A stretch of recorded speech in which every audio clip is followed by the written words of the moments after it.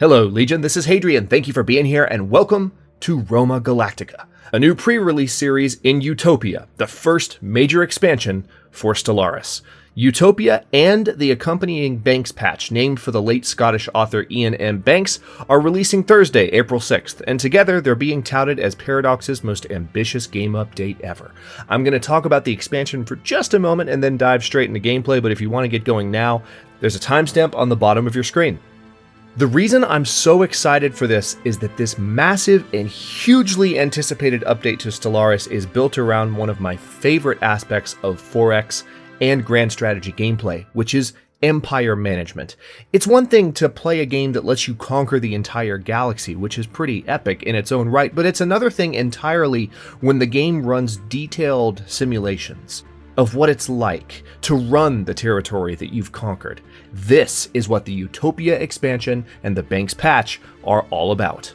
New to Stellaris with this update are megastructures such as habitat stations, ring worlds, Dyson spheres, and more. The addition of these colossal space wonders allows your empire to achieve a level of technological sophistication never before seen in Stellaris. In addition, an entirely new tradition system has been implemented along with a new resource known as Unity. Sid Meier's Civilization players might do well to think of this resource as culture. For the first time, you will be able to use Unity to acquire traditions which uniquely tailor your empire to every playthrough. When you fill up a particular tradition tree, Ascension perks unlock, giving you access to exclusive paths of advanced technological and cultural development for your spacefaring civilization. The government and faction systems have been entirely reworked, adding empire civics that allow additional layers of depth in empire creation, species rights that allow you to assign different rights to different member races in your empire, and attraction systems that make faction management more believable and understandable. And certainly, no Stellaris expansion would be complete without a new selection of incredible music from composer Andreas Waldetoft. This is just the tiniest teaser for the major content that's been added to the game. There's so much more, and much of it will be revealed as the series continues. I've gotten a game started just to get my bearings, but I'm excited to show you the new empire creation features and kick off the game right now. I'm going to begin by introducing you to the Roman Star Empire. Now, I'm going to read this description in just a second so you can be familiar with the mythos that I've established behind this particular custom empire that I made. But first, I want to actually go into the edit screen and show you some of the stuff that has changed, okay? The very first thing you might be noticing is that the lights on the ship here actually match the flag color. They've changed the ship lights and the engine trails to match whatever flag color you have so that ships from different empires can be more easily distinguished from one another in battle and on the map. I'm not the biggest fan of the change, and I look forward to it being able to be modded out and possibly in the future toggled out with an actual setting, because I have a feeling other people might find it immersion breaking as well. But that's just me. I've looked at it. I've tried it. I don't like it. But aside from that, I just wanted to point that out because you could see it. Not much has changed in species customization. They haven't added any new appearance packs or anything. And then homeworld customization is the same as it was in Heinlein. However, things get a little bit different once you get to ethics and government setup. Notice this screen is completely different. We have ethics selection. I've selected 3, which wasn't possible before. And at least I don't think it was possible before, was it? Maybe you could have 3, and I just always did one extreme one. But in any case, I've got 3 selected now. So you also can select different types of authority based on the ethics that you allow yourself. So for instance, if I were to switch here to egalitarian instead of authoritarian, then I would have access to democratic governments. But I'm authoritarian, so we're going to stick with imperial. Then you have access to civics, which once you've picked your 2 civics with the number of points that you have left, the game generates a random name for the type of empire, the type of interstellar organization that you are. Now, before I go any further, let me actually go back and let you soak in the description of the Roman Star Empire. Rome never fell. Thus spoke the pens of 1,000 dreamers in the centuries following the empire's collapse. Little more than whispered fantasies amidst shadows and dust. But in the early years of the 3rd millennium, the human homeworld of Earth was brought to its knees by a maelstrom of nuclear fire. Today, with most other population centers leveled, protected by the technological schemes of an ancient order of knights loyal to Rome, the Eternal City stands unscathed, poised to rebuild the world. While Earth's surviving peoples unite under a secular vision of a singular world government, their new emperor looks to the stars to build the legions of Earth, an empire worthy of their newfound unity.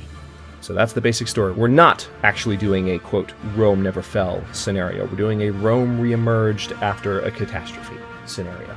So let's now go back to the empire name. Nothing different here. Flag, nothing different here.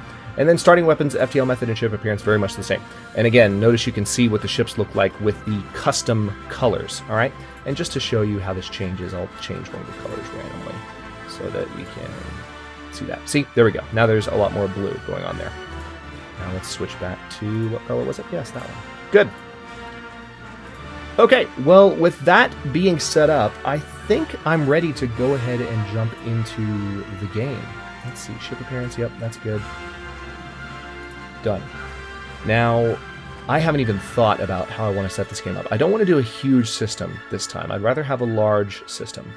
And I think I do want to go for a 4-arm spiral galaxy. Or do I? Maybe I don't. Maybe a 2-arm or an elliptical. No. Because we are playing in the Sol system, I want to play in a system resembling the Milky Way. So we're going to go with 4 arms. I'm going to start off, let's say, 6 AI empires. 2 advanced starts. Of course, more AI empires will pop up throughout the game, so this isn't saying that I'm only going to have 6 opponents. There will be plenty more, but I want to have 6 to start off the game. Max Fallen Empires, I'm kind of tempted not to have any Fallen Empires. By the way, I also want to mention that I am not running Horizon Signal right now because I don't want that quest chain to come up at any point. It came up during my previous Stellaris series, and it's a very involved quest chain. And I prefer to focus on the new Utopia content as much as I can. So that's that. But let's see, Max Fallen Empires. I like the idea of maybe 2. So we could deal with Awakened Empires. That'd be fun. And let's stick with just standard habitable worlds. And then AI aggressiveness is going to be, normal. Difficulty normal. Any FTL method, I like some variety. So you'll see some wormhole stations. You'll see some warp ships, you'll see some warp drives, and then you'll of course see hyperlanes, which we are hyperlane travel if you didn't catch that when you were looking at the custom civ. And then advanced neighbors, I'm going to have that off. I don't want to have advanced neighbors. I do want no. Yes, I want that random, not clusters. Random. Good. And then endgame crises on. Iron Man mode is off. And let's get started. Oh, I'm so excited. In the eons since the first primitive human communities took shape in the meadows and forests of Earth, our civilization has spread and prospered. Technological progress has been swift, but as our numbers grew, the civilian population became increasingly restless. With our world on the brink of anarchy, the military stepped in to restore the rule of law. So was that the final World War there, I guess? This is not the same narrative that I wrote. This is generated by the game, so it doesn't necessarily apply to the backstory that I came up with. A new order was established to safeguard our nation from all threats, both external and internal. Now, after the discovery of the hyperlane network, the finest minds of the Roman Star Empire have finished development of the first hyperdrives. The stars themselves are finally within our grasp. Begin. Let's take a second and ensure that we are... Oh, good! That is roughly... I think where we are in the Milky Way is around here on an arm. We tend to be on the outer edge, and this is pretty good. I like this as a starting location. And when I play on when I'm trying to simulate the Milky Way, I do like for Earth, if I'm playing as, a human race starting on Earth, I like for it to be here, roughly. I don't like to start, for instance, near the center of the galaxy. So that's good. I can continue with this particular spawn. Let's go ahead and set up some research projects. First of all, who are our researchers? I want to focus on the story element for a bit. Francesca Conti is our physics researcher. She is adaptable. Veronique Devereaux, she is maniacal, and she is our society researcher. And then Pavel Vasiliev is our engineering researcher. So let's start by researching the solar panel network, absolutely, so that we can have extra energy coming from our space stations. Society-wise, notice that colony ships are no longer selectable here as an option. It's not there. They completely did away with it because it's always the first tech that you go for. I actually disagree with that call. I think that colony ships taking time to research gives you time to do certain things in the beginning of the game that you do in the very beginning, like surveying your home system. And I don't know, it just kind of makes sense. But they decided to change it. So it is what it is. Now, here is the heritage site, which produces 4 Unity. This is our new resource up here. And again, that's going to help us unlock stuff from the tradition trees. Now, I can look at traditions using F8. These are our tradition trees. I'm going to look more at these when we actually are able to unlock one, which we will in this episode. They come fast. The first few arrive quickly. So anyway, let's go with, as much as I want to go with heritage sites, I think I want influence first, because the ability to just generate as much influence as I can so I can colonize as quickly as possible is kind of important. And then Pavel, what am I going to have you research? Yeah, let's go ahead and do Nano Composite armor, because we are the Roman Star Empire after all. We should definitely, you know, have some pretty decent military technology. So with that being said, let's go ahead and take our science ship is the RSS Pilgrim, and the construction ship, appropriately, both starting with a P, is the RSS Progress. So the Pilgrim and the Progress are our initial ships, having just become a spacefaring empire. Let's tell you what, let's play with one of our other new favorite things, one of my new favorite things about this patch. Let's survey the system, starting with Mars. And I'm going to go ahead and speed the game all the way up to fast speed for a moment. Now, another thing I'm going to do... Wait, no, I'm not going to build anything real just yet. Empress Eminent Dolores Hadrianus is the new heir to our empire and will take the throne when our current ruler dies. So, there's an anomaly on Mars. Interesting. This barren and lifeless world is showing signs of once having supported a biosphere. Well, research that, please. Now, Dolores Hadrianus, let's have a look at our current ruler. So, fertility preacher, food plus 10%. Notice, food is now global. This is part of the Banks patch, not necessarily part of the Utopia expansion, but food is now global. So it really is conducive to my playstyle, with Stellaris, because I have a tendency not to repurpose the tiles on planets. I have a tendency just to build hydroponics on food tiles, and I have a tendency to build power plants on energy tiles, etc. And this is much more conducive to that playstyle, where you do have to worry about having a balance of production of all 3 of your major resource types, as well as Unity, because you're balancing food between all of your planets. And one planet that is a huge drain on food or a huge surplus on food is making a big difference one way or the other in your empire. So anyway, so also we are expansionist. Oh good, colony influence cost is negative 15%, so it's actually going to be cheaper to establish our first couple of colonies. And then the Empress Eminent, our successor, has deep connection, so we get extra influence. That's also handy, kind of a replacement for that. And then Warlike, she's Warlike, so we get additional weapons damage and army damage. Now let me make sure that my current scientists are matching up with their... Yeah, they are. All right, so this... I mean, none of them have any special traits corresponding to the kind of research that I'm doing, so I'll leave it as is. And now let's let the game pace back up. You might be noticing up here there's some new stuff. This is the music player. You can change the track. You can also select which music is actually playing, which I like. I really think that's been a nice addition. Our detailed survey of Mars has revealed that it may once have supported life in the distant past. There are significant deposits of frozen water at the polar ice caps and beneath the planet's surface. The existence of valley networks suggests that the water may once have flowed freely. Terraforming this planet would theoretically be possible, but we do not yet possess the technology to accomplish this monumental task within a realistic time frame. So Mars is a terraforming candidate. Now, that is a specific trait that certain barren planets have. The normal terraformable planets that you would expect to terraform are still terraformable in the same way. Nothing's changed. It's just that you can now finally terraform Mars. So yeah, we're going to let the game run on fast for a bit. Let's see what's nearby for a second. We've got Sirius. Okay, this is what does grate on me a little bit whenever I'm doing a real Milky Way start. I wish they would script Sirius and Procyon to be next to each other. If you're an astronomy nut, you know that those stars are paired. They're very close to one another in the sky. And when they're on opposite sides of Sol, it's just like, no, that's not right. They should be like right next to each other. But for now, that's just something I always look for in the beginning. So we have a continental world in Sirius that we can detect. A large continental world in Barnard Star 2. Excellent. And then a continental and desert world in Alpha Centauri. So we've got some good worlds to start off, and a tundra world in Ovani 3. So not the worst start, honestly. All right, so let's go ahead and send the construction ship to Juno and to Pallas.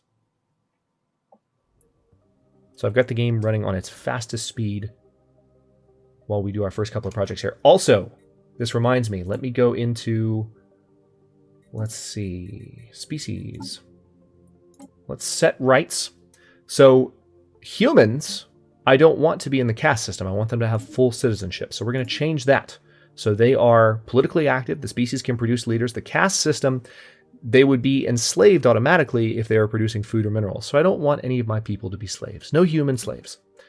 Now, living standards we're going to keep at decent for now, but that's a whole new system that we're going to get into a little bit later on. Military service, full military service is fine. Colonization allowed, no population controls, and migration controls.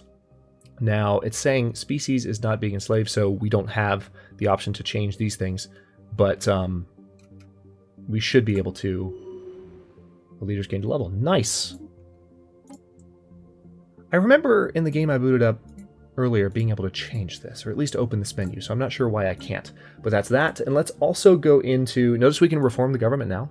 We can just straight up change how... what kind of civics we're using. It costs a ton of influence, but you can. You can even change your authority type. So you could reform to be more imperial, which I really like. And what's this? Modifiers. Agenda. Import-export. Food plus 10%. Trade attractiveness plus 10%. Where's the agenda coming from? Interesting. So Gaius Hadrianus is 49. He's going to be around for a little while at least. Now, yeah, of course we're entirely human right now. What else is there? There's the faction screen, which we'll have a chance to look at once the faction pops up. And policies and edicts we've already looked at. Or actually, no, we haven't. War philosophy. This is what I was looking at earlier. So I can prohibit purging. This is what I thought. And then slavery is allowed. First contact protocol, I want them to be aggressive because we're Romans. Resettlement. Yeah, we can resettle people if we need to. Orbital bombardment. I'm gonna keep unlimited for now. We just got out of a massive war, right? The planet's just been reunited. We're not necessarily all about just blowing everything to smithereens. We're not that violent. We're united, and we're not necessarily, going out to destroy everything. Although we are having an aggressive first contact protocol. And then food stockpiling is going to be, let's do minimal for now. So our maximum capacity will be 200. It's interesting that I wonder what the benefit of changing these is. I mean, it changes the capacity, but what's the detriment of that? And then war philosophy, we're going to go for unrestricted wars. Just in case, Just in case. Now, Barnard Star is the first place I want to go. So survey that system next, then Alpha Centauri, then Sirius, then Ovini. Situation log updated. We've encountered some form of alien vessels in the Barnard's Star system. These strange objects have been flagged as alpha aliens until we can learn more about them. We should proceed with caution. System survey. The Sol system has been fully surveyed. It did not take long for the Roman Star Empire to come across intelligent alien life. The fleet's report to the human capital somewhat understates just how alien these forces appear, and only in passing mentions the failure to open comms. So what do we have? Looks like space whales. So let's research that. That's going to be done in 8 months. So who is our science officer? Roxanne Gorman. She's careful, so she has a lowered construction complete. Anomaly fail risk. That's very good. RSS progress completed the construction of the mining station. Very good. Looks like there's a research station to set up too, so go ahead and take care of that for me. Meanwhile, let's have a look at the surface of Earth and see if there's anything we can do here. Yep, we're already building something new. Let's go ahead and go for a power plant there, just to make sure we have an energy surplus early on, and we don't run into energy difficulties like we did in the beginning of Song of the Stars. For those of you that remember that. System survey complete. Okay, so we've explored Barnard's Star. The Tianki, the spaceborne life forms, which the human head of society research has come to refer to as Tianki, are docile creatures capable of accessing some lower dimension of subspace. They roam from system to system with remarkable ease. They graze on gases common to the upper layers of many gas giants. It is highly unlikely, to say the least, that this is their only food source, but intake of other nutrients has yet to be observed. They will rarely, if ever, attack. Even when provoked, they can safely be ignored. Hunting them would be a net loss anyway. So this gives us the option to research frequency tuning. And then we actually gain 10% progress on frequency tuning. Not bad. I think I would like to go ahead and purchase 3 more Corvettes. I usually like to do this just to double the size of my initial fleet as early as possible. So this is eating up some of my early resources, but it's worth it. Earth has finished its surface construction cube. Very good. Meanwhile, we are building... Oh, colossal impact crater hints that something big collided with the surface of this planet once. Alpha Centauri 1. Yeah, I would imagine something big hit that planet once. Research, please. Alpha Centauri 3 is a continental world, which we will definitely be colonizing. And here we go. Traditions available. We have enough unity, 72, to adopt a new tradition. So we have expansion, which is... Hang on, let's read the description of all these. We must expand our civilization to new systems and planets or risk eventual extinction. Domination. If we do not impose our will on others, they will inevitably impose theirs on us. Prosperity. There is no better indicator of the success or failure of a star nation than the strength of its economy. Harmony.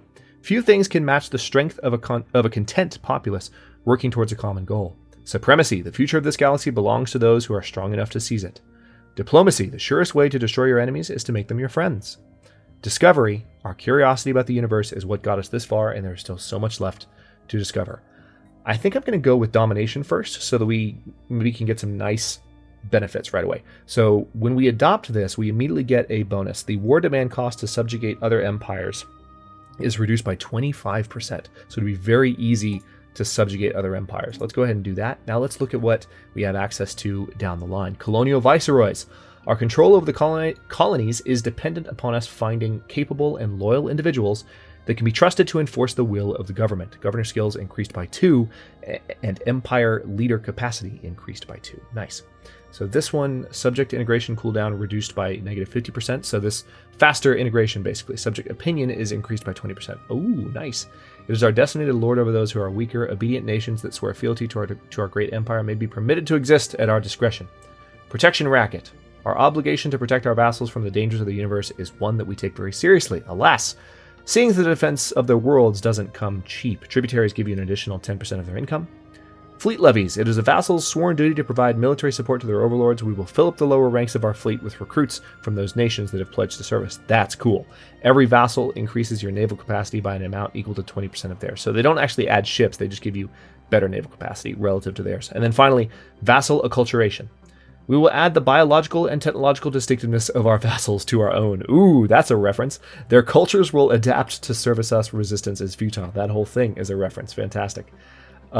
Subject integration influence cost reduced by 33%. I like that a lot. And then finally, if we unlock everything, adopting all domination traditions will mean that technology is shared between us and our subjects. Any technology that another party does not have will receive a 30% research speed bonus. In addition, we'll receive 1 ascension perk slot. And these are the ascension perks. I'm going to look at those later on. So yeah, now we have access to domination, and you'd be surprised how quickly the other ones unlock. All right, so now this construction ship, I'm going to move you there. A large mineral-rich asteroid collided with Alpha Centauri 1 at some point during the previous 1,000 years in what must have been a major impact event. An abundance of minerals can now be found on the planet in the vicinity of the impact crater. Perfect.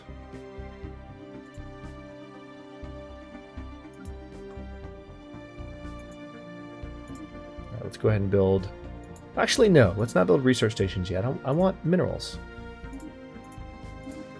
Let's build that mining station. Alpha Centauri is almost done being scanned. And in a few months... Ooh, nice. We have recovered artifacts from an ancient alien civilization on Alpha Centauri 8A.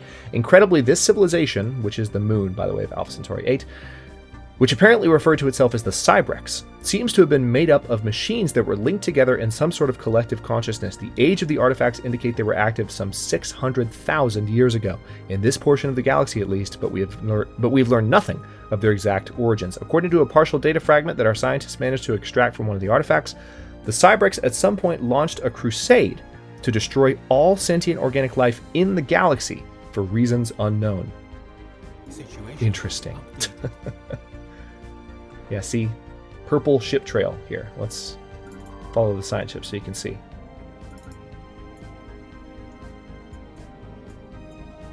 I mean, it doesn't look bad. I just prefer that it wasn't colored. I want it to be the same colors as normal. So, you know, some yellow lights and blue engine, you know, trails, and I'll be happy. That's all I need, guys. That's all I need. All right, so we're back up to 110. So let's go ahead and build a mining station. Oh, and there's actually additional stuff over here, so I need to queue up another one in a couple of months. 2 months exactly. Anomaly found. We have detected life signs coming from somewhere beneath the barren and lifeless surface of Sirius 5A. What manner of organism could possibly live there? We'll research it and find out, please. Alright, and then let's go ahead and get some more mineral income. Nice! Ancient warring tribes, historical nations in conflict, now unified in empire. We will not crumble. Growth time minus 10%. Yep, let's do that. 4 to 6 months remaining. 2 months remaining until solar panel network is done, so that's going to give us additional energy. 5 months until the Nano Composite materials are done. Ooh, wow. This is an eventful game beginning. Silicon life form. Some kind of burrowing silicon-based life form inhabits a vast network of tunnels beneath the barren surface of Sirius 5A. As best as we can tell, the creatures feed off rocks, and there is evidence to suggest that they possess a rudimentary form of intelligence. Their tunneling efforts have shuffled large amounts of valuable minerals to the surface. So Sirius 5A can be mined. Research complete, huh? Ooh, yes, absolutely. What's this? Global energy management. So this must be the new power hub, because that looks like the power hub, but they changed it. So it says energy grid, and there's an edict called capacity overload. That also looks new. Extra energy credits. I'm going to go for research speed first, though. Definitely. Now let's go ahead and build a solar panel network in about 10 days. Boom. All right, so we're going to get that going. And then we need to save up for a bit here so that we can establish our first colony. We've explored a number of nearby systems. Oh, good. Nano Composite armor is research. What next? Coil gun. Let's improve our railgun tech. Meanwhile, let's also go ahead and upgrade these ships. So they're currently 206 attack power. Now our science ship is going to go explore Ovani, and then there's not much more to do. Yeah, still at 206, because that was just an armor upgrade, so attack power didn't change. We now know without a doubt that a thriving biosphere is not something unique to Earth. Both the scientific community and the public at large are eager to learn more about the various forms of alien life found throughout the galaxy. Efforts to catalog the life forms we encounter are already underway, but our xenobiologists have urged us to focus our planetary survey efforts on habitable, life-bearing worlds. A commendable initiative. The first strike force has been fully upgraded. Nice.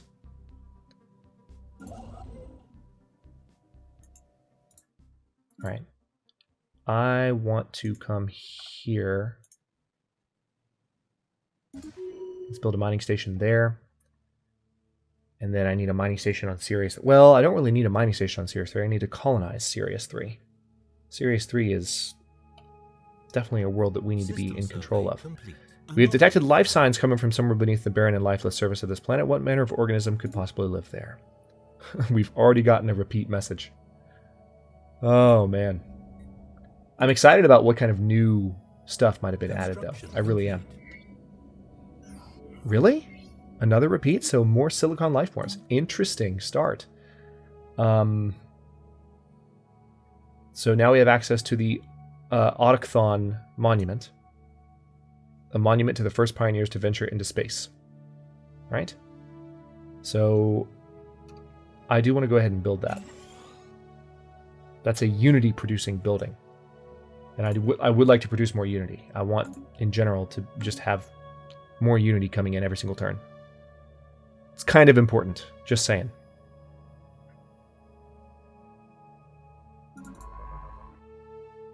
Okay, now this science ship is done exploring, so go explore Procyon, and then Rabanok, and then check out these two stars over here.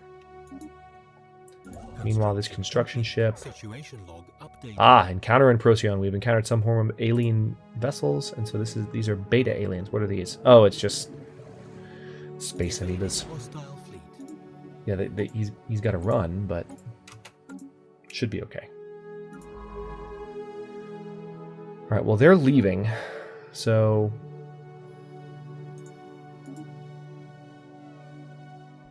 Evading hostile fleet. Oh, you're still there. You jerk.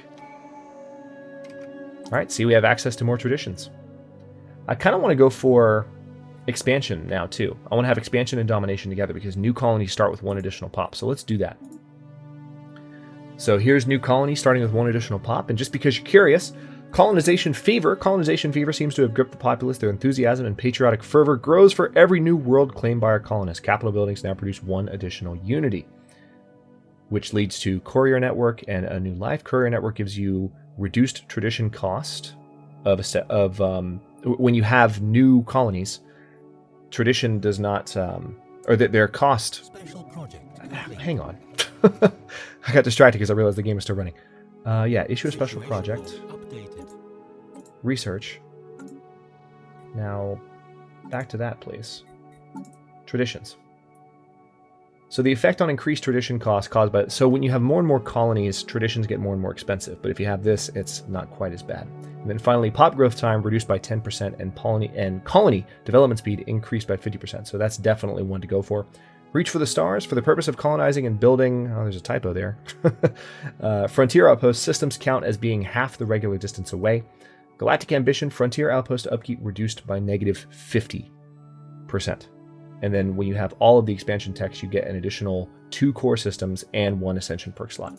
So I definitely like those first 2 trees. Interesting that I can't fly to Procyon because we previously encountered hostiles. Can I... There we go. If I turn off evasive maneuvers, then everything's fine. Let's go ahead and upgrade my 2 civilian ships.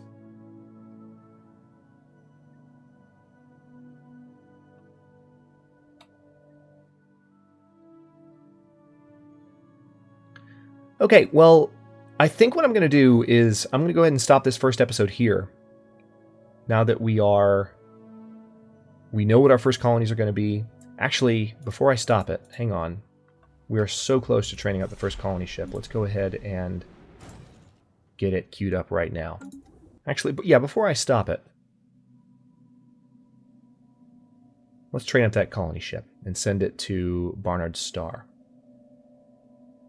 So we've got our first strike force here just hanging out, waiting for space pirates to show up, because that's going to happen. Early game pirates. It's a thing. Alright, so there's nothing going on there anymore. We know that for a fact. Science ship, let's put you back to evasive. Ooh, interesting. Get out. Alright, so the space amoebas don't come after me, but they are definitely in Rabanok. Good to know. Alright, so the colony ship is building. It's going to be done pretty soon. The space amoebas, the name has stuck as the pronunciation of the proper xenotaxonomic denominator is too unwieldy for the average human, are solitary animals when left to their own devices. All but the youngest specimens are accompanied by quasi-independent flagella, organisms spawned by the amoeba and programmed through liquid, RNA-laced secretions to do the bidding of the host. These flagella are capable of manipulating and even attacking objects in an impressive yet restricted range around the host, periodically returning to lodge inside the host amoeba's body for reprogramming.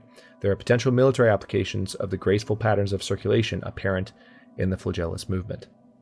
So this is going to give us the Cosmic Ray Catalyst modifier, which gives us additional energy credits. Let's have a look at that. There we go. So we have a permanent plus 5%. Thanks to the Cosmic Ray. It's still showing that that's the agenda import-export. Weird. It should be showing Cosmic Ray Catalyst as the title there, but hey. This is the pre-release version, so it's fully expected that there will be a few things maybe to iron out before things are done. So yeah, we've got our colony ship. Let's go ahead and send the RSS Isis. Okay. Let's go ahead and colonize Barnard's Star. We're going to put, right smack down in the middle.